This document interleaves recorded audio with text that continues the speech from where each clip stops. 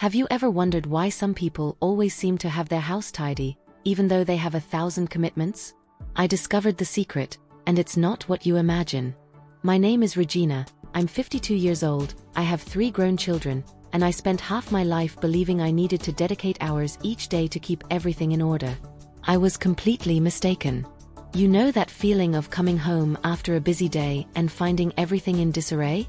That was my life until I discovered that small 1-minute actions can completely change our routine. I'm not talking about those basic tips everyone already knows, like making the bed in the morning, although that is important too. I will share with you something I learned after much stress and tears. Last year, when I started taking care of my mother with Alzheimer's, I realized I needed to completely reinvent the way I organized my house. Time had become a luxury I no longer possessed. The first habit that changed my life was what I call the panhandle rule. Every time I use a pot, I immediately turn the handle to the right. It may sound silly, but it created a visual pattern that helps me instantly identify which pots have been used and need washing. I save about 5 minutes a day by not having to open every pot to check if it's dirty. Another habit I developed was the invisible post-it method. On every surface in the house, the coffee table, the kitchen counter, the bedside table, I imagine a yellow post-it note. If there are more than 3 objects that do not belong there, it's time for a 1-minute micro-organization session. It's like a game I play with myself. A revolutionary discovery was the 5-finger system for organizing cabinets.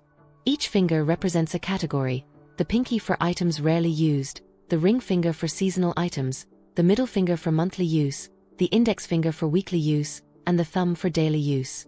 I reorganize a small space at a time, always in 1 minute, following this logic.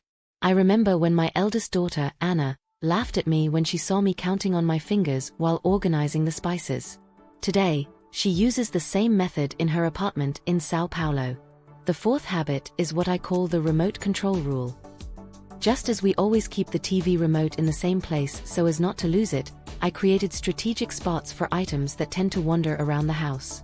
The difference is that these aren't obvious places. For example, my reading glasses are always placed next to the water filter, because that's where I stop several times a day. I also developed the coffee method. While waiting for my coffee to brew in the morning, exactly 1 minute, I perform a single organizational task. It might be putting the dishes away from the drying rack or reorganizing the fruit bowl. It's amazing how that forced 1-minute wait turned into a productive moment. And you know that cutlery drawer that always ends up disorganized? I created dividers using cardboard from shoeboxes and adhesive tape. But the secret isn't in the divider itself, it's in what I call the lonely cutlery rule. If I find a piece of cutlery out of place, I immediately, in less than a minute, check if there are more scattered around the house. There usually are, and that prevents the buildup that used to give me a headache at the end of the day. The 7th habit came from a funny situation with my husband, Charles.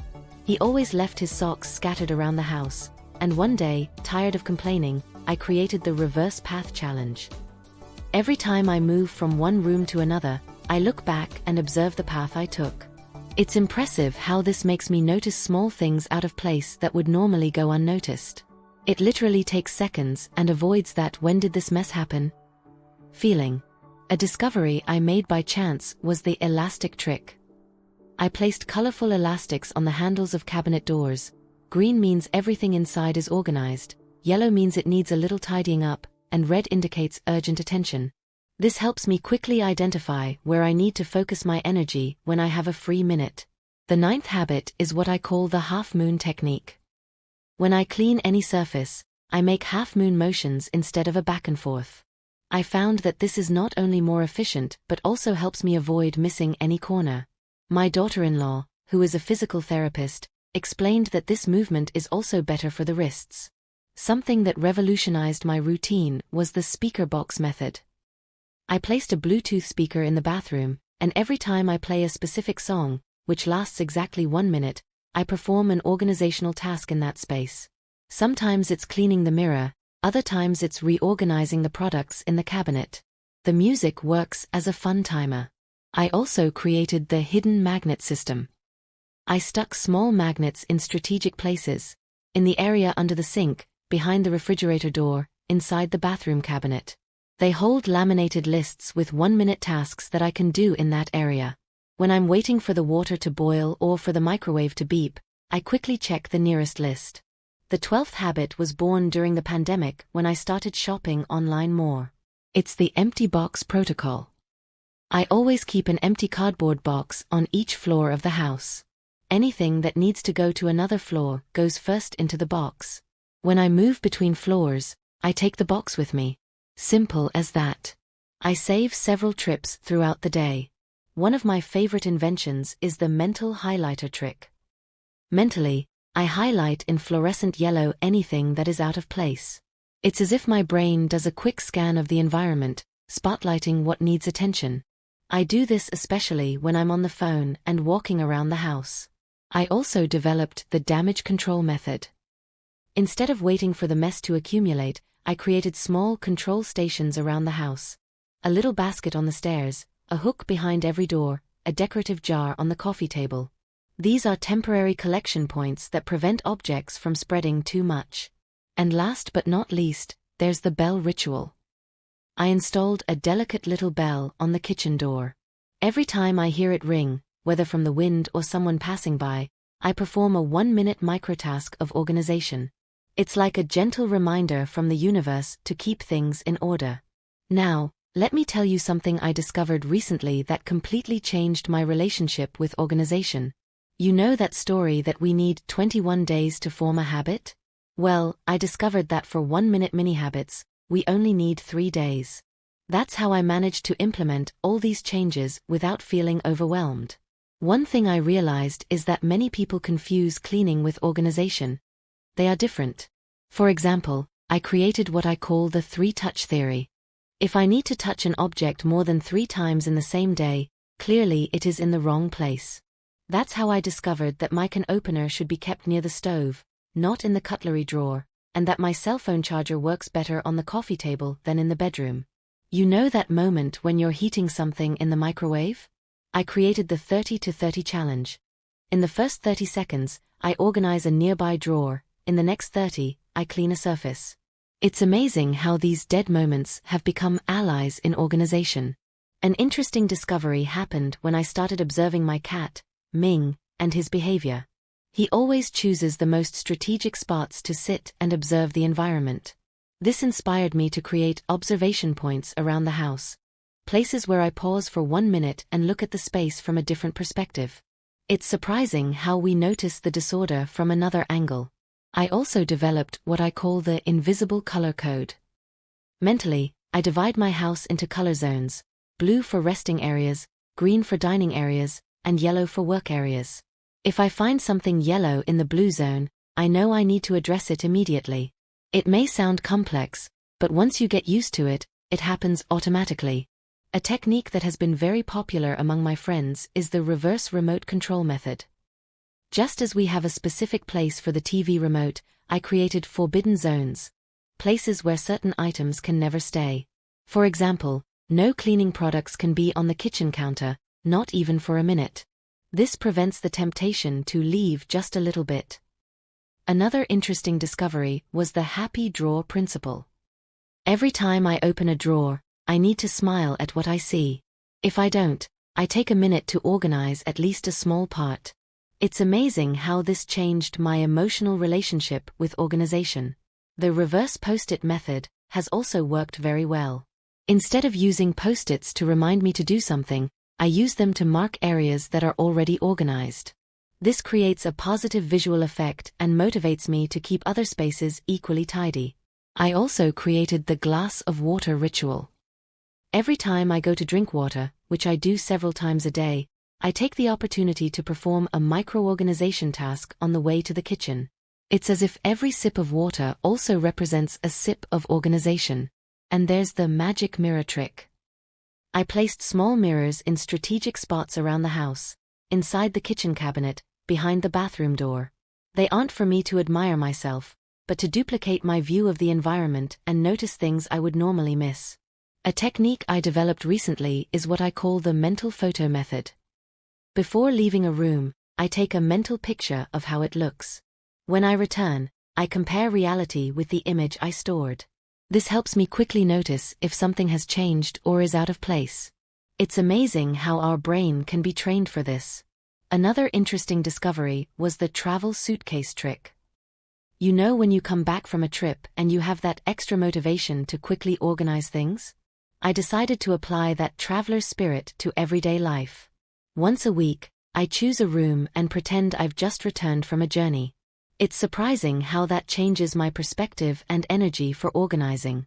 I also created the Lost Object Challenge. Every day, I choose a small object and hide it somewhere in the house.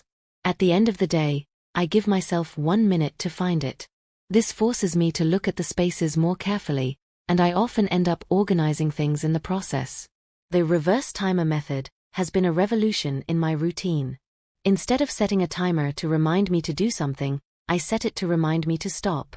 For example, I start organizing a shelf and set a timer for 3 minutes. When it goes off, I have to stop immediately.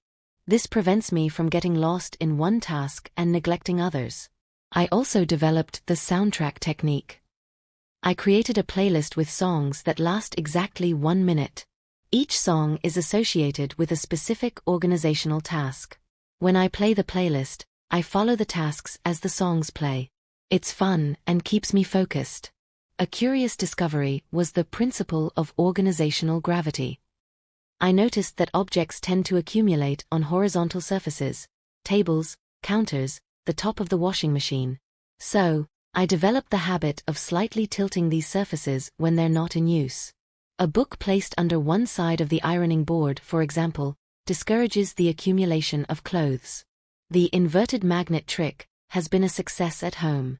Instead of using magnets to hold things on the refrigerator, I use them to mark areas that need attention.